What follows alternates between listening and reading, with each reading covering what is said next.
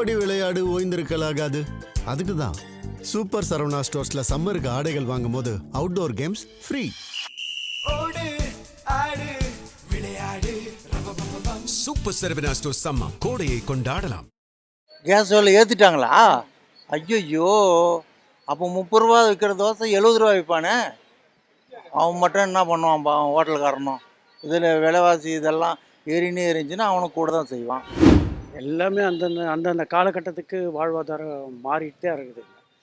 நாம் வீட்டில் சமைக்கலைன்னு பார்த்தா சிலிண்டர் விலை ரொம்ப அதிகமாக இருக்குது. அதை முதல்ல கட்டுப்படுத்தணும். காலேஜ் படிக்கிற பசங்களுக்கு ரொம்ப கஷ்டமாக இருக்குது. அதுமாரி பிஜியில் போயிட்டு தங்குறவங்களுக்கும் ரொம்ப கஷ்டமாக இருக்குது. ஆனால் இந்த கஷ்டத்தெல்லாம் பார்க்குறது எங்களுக்கும் கொஞ்சம் பயமாக இருக்குது. ஏன்னா ரொம்ப பாதிக்குதுப்பா. இப்போ இருக்கிறவங்க ஒன்றும் தெரியாது. இப்போ நம்மள மாரி மிடில் கிளாஸ் எல்லாம் என்ன பண்ணுவாங்க? ஒரு சாப்பாடு சமைக்க முடியாது. நம்ம காலையில் 6 மணிக்கு கடைக்கு வரோம், நைட்டு 9 மணிக்கு தான் போகிறோம். அப்போ ஒரு 2 டைம் நம்ம வெளியே தான் சாப்பிட்ற மாதிரி இருக்கும். அது நம்ம எல்லாரையுமே தானே பாதிக்குது. அது எங்களுக்கும் வாழ்க்கை, நாங்கள் ஒரு 1000 ரூபா சம்பாதிக்கிறது ரொம்ப கஷ்டமாக இருக்குது. மாதிரிலாம் கிடையாது. இருக்க இப்போ ரொம்ப இதாக தான் போகுது, தவிர ஒன்றும் பண்ண முடியலை. இப்போ பார்த்தீங்கன்னா ஆட்டோக்கே சில இடத்துல கேஸே கிடைக்க மாட்டேங்குது. அது வேற ரொம்ப கஷ்டத்தில் இருக்குது. அதை போல் இந்த போர் நடக்குது அப்படின்னு சொல்லிட்டு இந்த கேஸ் விலைன்னு இல்லை, எல்லா விலையும் ஏறிடுமான்னு சொல்லிட்டு கொஞ்சம் பயமாகவும் இருக்குது. எல்லாத்தோட விலையை ஏற்றிட்டாங்க. ஆனால் நாங்கள் நடுத்தர வர்க்கத்தினருக்கான வருமானம் எந்த விதத்துலையும் ஏறலை.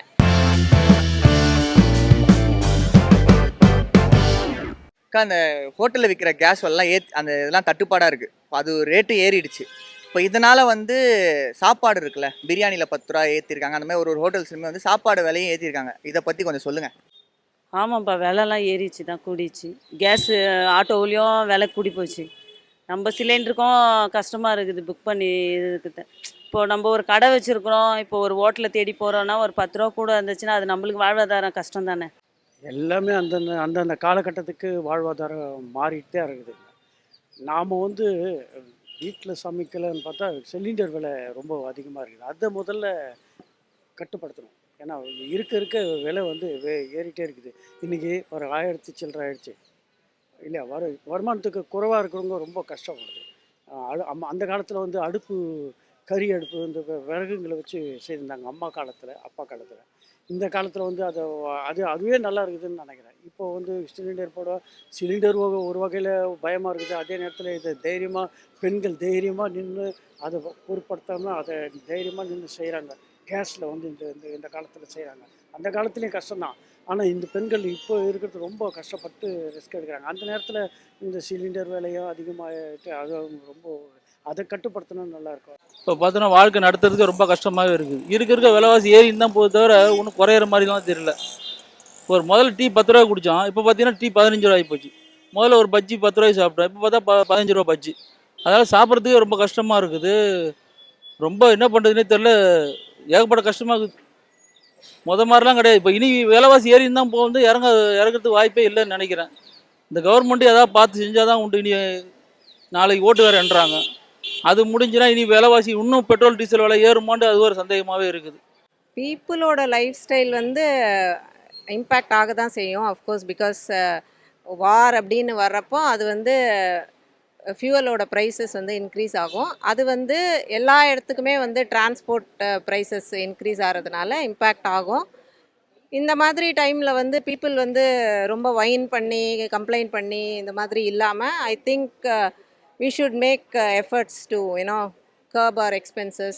அந்த மாதிரி எல்லாம் பண்ணி எக்கானமிக்கு நம்மளால் என்ன கான்ட்ரிபியூட் பண்ண முடியும். இந்த மாதிரி ஒரு சிச்சுவேஷன் ஒரு பார்ட்டியோ இல்லை ஒரு லீடரோ யாருமே கண்ட்ரோல் பண்ண முடியாது. இந்த மாதிரி ஒரு சர்க்கம்ஸ்டான்சஸில் as citizens whatever we can do we should do. இது நம்மளை மட்டும் இம்பேக்ட் பண்ணல, எல்லா கண்ட்ரிஸையும் பண்ணுது. ஸோ ஐ திங்க் லைஃப்பில் ஹார்ட்ஷிப்ஸ்லாம் வர்றது it's normal. So we should grit and get over it and do what is needed. College படிக்கிற பசங்களுக்கு ரொம்ப கஷ்டமாக இருக்குது. அதுமாரி பிஜியில் போயிட்டு தங்குறவங்களுக்கும் ரொம்ப கஷ்டமாக இருக்குது. ஆனால் இந்த கஷ்டத்தெல்லாம் பார்க்குறது எங்களுக்கும் கொஞ்சம் பயமாக இருக்குது. ஏன்னா இப்போ வெளியில் ஹோட்டல்ஸு அதெல்லாம் ரேட்டு அதிகமானதுனால இப்போ குடும்பத்துலேயும் அதேமாரி கேஸ் விலை ஏறிடுமான்னு சொல்லிட்டு கொஞ்சம் பயமாக இருக்குது. என்ன பண்ணுறது, இப்போ எந்த கட்சி வரும்னு தெரியல. ஆனால் எந்த கட்சி வந்தாலும் இந்த கேஸ் விலையை கொஞ்சம் ஏற்றாத அளவுக்கு கொஞ்சம் பார்த்துக்கணும். ரொம்ப பாதிக்குதுப்பா. இப்போ இருக்கிறவங்க ஒன்றும் தெரியாது. இப்போ நம்மள மாரி மிடில் கிளாஸ் எல்லாம் என்ன பண்ணுவாங்க? ஒரு சாப்பாடு சமைக்க முடியாது. நம்ம காலையில் 6 மணிக்கு கடைக்கு வரோம், நைட்டு 9 மணிக்கு தான் போகிறோம். அப்போ ஒரு 2 டைம் நம்ம வெளியே தான் சாப்பிட்ற மாதிரி இருக்கும். அது நம்ம எல்லாரையுமே தானே பாதிக்குது அது. இப்போ இருக்கிறவங்க நிறைய வசதி இருக்கிறவங்களுக்கு தெரியாது அது. 10 ரூபான்றது நம்ம ரோட்டில் கடை வச்சுற 10 ரூபான்றது நம்மளுக்கு அது பெரிய விஷயம் தானே. மக்கள் ரொம்ப பாதிக்கிறாங்க அதனால் அரசு தான் இதை முடிவை எடுத்துன்னு வரணும். எங்களுக்கும் வாழ்க்கை நாங்கள் ஒரு 1000 ரூபா சம்பாதிக்கிறது ரொம்ப கஷ்டமாக இருக்குது. மாதிரிலாம் கிடையாது. இருக்க இப்போ ரொம்ப இதாக தான் போகுது தவிர ஒன்றும் பண்ண முடியலை. இப்போ பார்த்தீங்கன்னா ஆட்டோக்கே சில இடத்துல கேஸே கிடைக்க மாட்டேங்குது. அது வேறு ரொம்ப கஷ்டத்தில் இருக்குது. இப்போ அவங்களோட வாழ்வாதாரமே ரொம்ப பாதிப்பாக இருக்குது. இப்போ அந்த கேஸை எல்பிஜி நிப்பாட்ட போகிறதா சொல்லிக்கிறாங்க. இப்போ அடுத்து சிஎன்ஜி முடிஞ்சுன்னா அடுத்து வந்து எலக்ட்ரானிக் கொண்டு வர மாதிரி ஐடியாவில் இருக்கிறாங்க.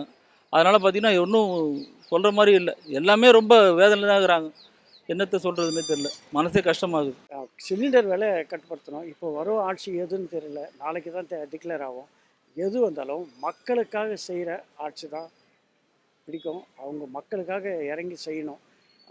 மற்ற இதை விஷயத்துங்கள்லாம் விட்டுட்டு மக்களுக்கு என்னென்ன பாதிக்கப்படுறாங்களோ ரோடு மெயின் ரோடு வந்து சாலை வசதிகளை ரெடி பண்ணணும். அதை கொஞ்சம் விரிவுபடுத்தணும். ரெண்டாவது இந்த சாப்பாடு இதெல்லாம் வந்து இந்த தின்பண்டங்க, இந்த வியாபாரிகள், இந்த காய்கறிகள் இதெல்லாம் விலை குறைவாக இருந்தால் ரொம்ப நல்லாயிருக்கும். சிலிண்டர் முக்கியமாக விலை அதிகமாக இருக்குது. குறைவாக பண்ணணும். அதை போல் வந்து இந்த போர் நடக்குது அப்படின்னு சொல்லிட்டு இந்த கேஸ் விலைன்னு இல்லை, எல்லா விலையும் ஏறிடுமான்னு சொல்லிட்டு கொஞ்சம் பயமாகவும் இருக்குது. அதனால் சரி நம்ம கொஞ்சம் வாரத்தில் ஒரு நாள் இல்லை மந்த்லி ஒரு நாள் சொல்லிட்டு ஹோட்டலில் போய் சாப்பிட்லான்னு சொல்லிட்டு நினைக்கும் போது இப்போ வந்து பிரியாணி வந்து 100 ரூபா இருந்தது, இப்போ 150 ரூபா. அதேமாரி வந்து ரேட்டு அதிகமாகிட்டுருக்கு. அதனால் கொஞ்சம் என்ன பண்ணுறது, இந்த போர்னால கொஞ்சம் பயமாக இருக்குது. அதனால் இந்த எந்த கட்சி வந்தாலும் வந்து கொஞ்சம் வாழ்வாதாரத்தை கொஞ்சம் நல்லா பார்த்துக்கணுன்னு சொல்லிட்டு கேட்டுக்கிறேன். கேஸ் விலை ஏற்றிட்டாங்களா? ஐயோ, அப்போ 30 ரூபா விற்கிற தோசை 70 ரூபா விற்பானே. அவன் மட்டும் என்ன பண்ணுவான் அவன் ஹோட்டல்காரனும்? இதில் விலைவாசி இதெல்லாம் ஏறினே இருந்துச்சுன்னா அவனும் கூட தான் செய்வான். இப்போது நீங்கள் சொன்னீங்க ஒரு தகவல், 1000 ரூபாய் இல்லை 1400 சில்லறை ஏறிக்குது இந்த ஒரு 4 மாதத்துக்குள்ளே. இந்த இது வணிக கேஸ் நம்மளுக்கு 100 ரூபாய்க்கு மேலே ஏறி இருக்குது. இப்போ இன்னும் 60 ரூபாய் ஏறும்னு சொல்லி என்னுடைய மனசு சொல்லுது. இன்னும் இந்த தேர்தல் முடிஞ்ச உடனே கண்டிப்பாக 60 ரூபாய் ஏறும் கேஸு, வீட்டு கேஸு. பெட்ரோல் டீசலு மேக்ஸிமம் 10 ரூபாய்க்குள்ளே ஏறும். ஒன்றா நீங்கள் ஆணி அடிச்ச மாதிரி உங்கள் நெத்தியில் நான் சொன்னதை மனசில் வச்சிங்க. அதுக்கப்புறம் அது ரிசல்ட் கரெக்டாக பாருங்கள். இப்போ ஈரானில் போர் நடக்கிறதுனால டீசல் பெட்ரோல் விலை எல்லாமே ஏறி இருக்குது, கேஸும் ஏறி இருக்குது. இது மாதிரி எல்லாத்தோட விலையை ஏற்றிட்டாங்க. ஆனால் நாங்கள் நடுத்தர வர்க்கத்தினருக்கான வருமானம் எந்த விதத்துலையும் ஏறலை. ஆட்டோவில் இப்போ எமர்ஜென்சி ஒரு ஆட்டோவில் போனோம், அவங்க ஒரு 50 ரூபா ஒரு 20 ரூபா எக்ஸ்ட்ரா கேட்குறாங்க. ஒரு அவசரம் வீட்டில் சமைக்கல, வெளியில் போய் சாப்பிட்றோம், சாப்பாடு விலை அதிகமாக இருக்குது, டிஃபனோட விலை அதிகமாக இருக்குது. இது மாதிரி எல்லாத்தோட விலையை ஏற்றிருக்காங்களே கண்டி. இது மாதிரி வேலை செய்கிறவங்களுக்கு என்ன வருமானம் ஏற்றணும், அந்த வருமானம் ஏற்றினா தானே இதெல்லாம் அவங்களால கொடுக்க முடியுன்றதை பற்றி யோசிக்கதே இல்லை. இவங்க ஏற்றுறதை மட்டும் ஏற்றிட்டே இருக்காங்க. இப்போ டீ குடிச்சிட்டு இருந்தோம், ஒரு டீ 10 ரூபான்னு சொல்லிட்டு இருந்தாங்க. இப்போ கேஸ் விலை ஏற்றினால 15 ரூபா ஆக்கிட்டாங்க. இப்போ எங்களால் அது மாதிரி கொடுக்க முடியாது. இப்போ அவங்களுக்காக மட்டும் நீங்கள் வந்து எல்லாமே ஏற்றுறீங்களே, இப்போ நாங்கள் எல்லாம் எப்படி அந்த வருமானத்தை நாங்கள் கொடுக்க முடியும்?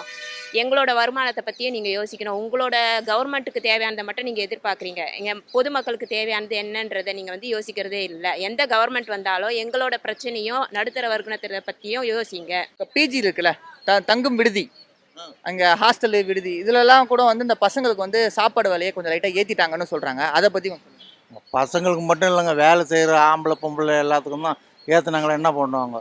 சம்பளம் ஏற்றணும், அப்புறம் இது ஏற்றினா நல்லாயிருக்கும் பிள்ளைங்களுக்கு. பாவம், இது அவங்களுக்கு பெரிய சுமை தான். கொஞ்சம் இவ்வளோண்டா இருந்தாலும் சரி, அது பெரிய சுமை தான். அது இந்த பிஜியில் தங்குற பசங்கள்லாம் சாப்பாட்டுக்கு ரொம்ப கஷ்டப்படுறாங்க.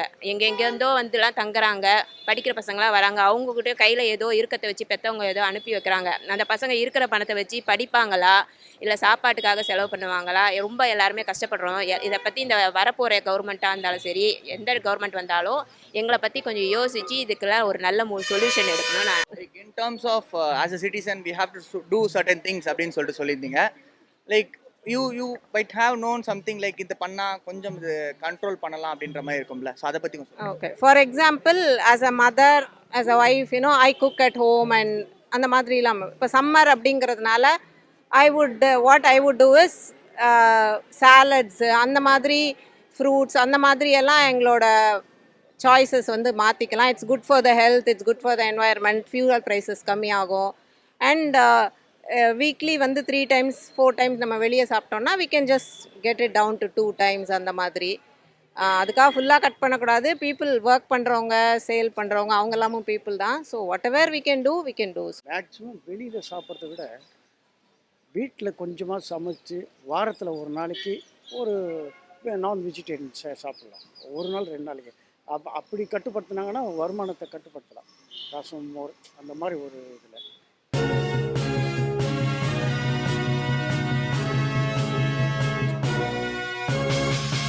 ஓடி விளையாடு ஓய்ந்திருக்கலாகாது. அதுக்கு தான் சூப்பர் சரவணா ஸ்டோர்ஸ்ல சம்மருக்கு ஆடைகள் வாங்கும் போது அவுட்டோர் கேம்ஸ் ஃப்ரீ.